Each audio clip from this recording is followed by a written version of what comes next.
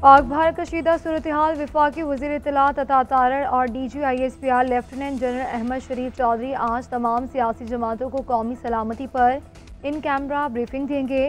शुरका को दिफाई तैयारियों और सिफारती इकदाम और रियासती मौक़िफ़ से आगाह किया जाएगा। भारत के इकदाम के मुज़मरात भी बताए जाएंगे। मौजूदा सूरत हाल पर अहम ब्रीफिंग कौमी यकजहती और इत्तेहाद की आला मिसाल है।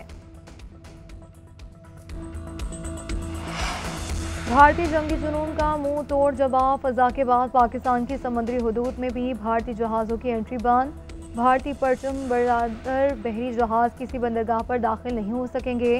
वज़ारत बहरी अमूर ने हुक्मनामा जारी कर दिया। पाकिस्तानी परचम बरदार बहरी जहाज़ भी भारतीय बंदरगाह पर रंगर अंदाज नहीं होगा। इससे कबल भारत ने पाकिस्तान से बराह रास्त और बिलवास्ता हर तरह की दरामद पर पाबंदी लगाने का ऐलान किया था। भारत ने कोई ख़त और पार्सल भी मौसूल न होने का फैसला किया था।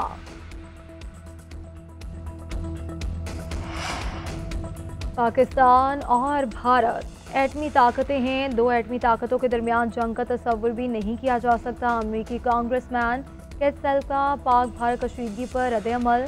कहा कि एक बार जंग शुरू हो जाए तो इसे कंट्रोल करना मुमकिन नहीं रहता। जैक फ्रैकमैन बोले कि अमरीका को हम ख्याल आज़ाद ममालिक के साथ मिलकर किरदार अदा करना चाहिए। बरादर मुल्क तुर्की ने भारत की जारहियत पर पाकिस्तान के मौक़िफ़ की हिमायत कर दी। वज़ीर आज़म शहबाज शरीफ से पाकिस्तान में तुर्की के सफ़ीर की मुलाकात। सफ़ीर पाकिस्तान से इजहार यकजहती किया और ख़ित्ते में कशीदगी ख़त्म करने के लिए पाकिस्तान की कोशिशों की तायद की। वज़ीर आज़म शहबाज शरीफ ने कहा कि भारत वाक़े में पाकिस्तान के मुलव्विस होने का एक भी सबूत देने में नाकाम रहा। हक़ाइक़ का पता लगाने के लिए शफाफ तहक़ीक़ात की पेशकश का जवाब भी नहीं दिया गया। तुर्की तहक़ीक़ात में शामिल होता है तो खैर मकदम करेंगे। दिफ़ाए वतन नाकाबिल तस्ख़ीर। पाकिस्तान का अब्दाली मिसाइल की ट्रेनिंग लॉन्च का कामयाब तजुर्बा। ISPR के मुताबिक अब्दाली मिसाइल ज़मीन से ज़मीन तक मार करने वाला मिसाइल है। 450 किलोमीटर फासले तक हदफ को निशाना बनाने की सलाहियत रखता है। मिसाइल सिस्टम जदीद नेविगेशन सिस्टम से लैस है। तजुर्बे का मकसद ऑपरेशनल तैयारियों और तकनीकी पहलुओं की जांच था।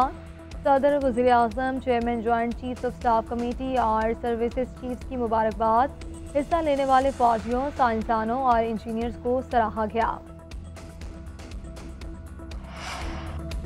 स्विट्ज़रलैंड ने पहलगाम वाक़े की गैर जानिबदार तहक़ीक़ात के लिए ताउन की पेशकश कर दी। वज़ीर ख़ारजा इसहाक़ डार का स्विस वज़ीर ख़ारजा से टेलीफोनिक रब्ता।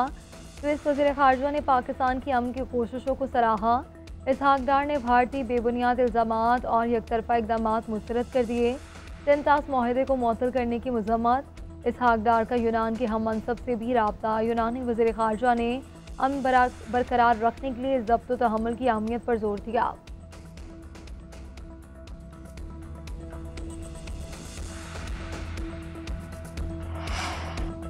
पाकिस्तान के लिए IMF केस रुकवाने की भारतीय कोशिशें माजी की तरह नाकाम होंगी। IMF कर्ज मंजूरी बोर्ड ऑफ डायरेक्टर्स की राय पर देता है, भारत की ख्वाहिश पर नहीं।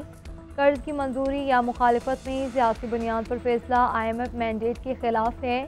IMF के साबिक अहदेदार के मुताबिक भारत ने हमेशा IMF इजलासों में पाकिस्तान से मुताल्लिक़ गैर ज़रूरी सवालात उठाए, मगर कभी केस की मंजूरी रुकवा नहीं सका।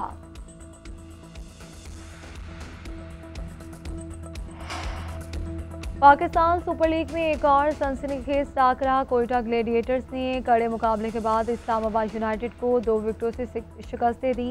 इस्लामाबाद यूनाइटेड ने पहले खेलते हुए 9 विकेटों पर 157 रन बनाए। कोयटा की टीम ने हसन नवाज की जिम्मेदाराना बैटिंग की वजह से हदफ आखिरी गेंद पर हासिल कर लिया। हसन नवाज ने 41 गेंदों पर 64 रन बनाए।